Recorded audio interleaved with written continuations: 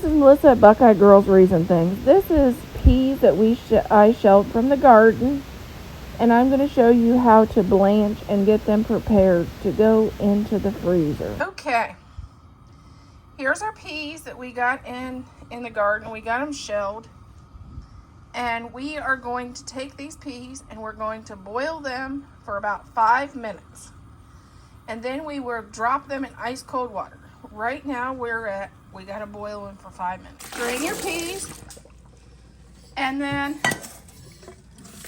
add cold water. Rinse them with cold water.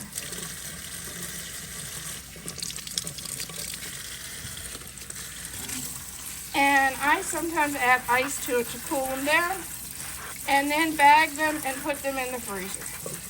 Just put them in freezer Ziploc storage bags, label them with a year and what they are, and add them to our freezer.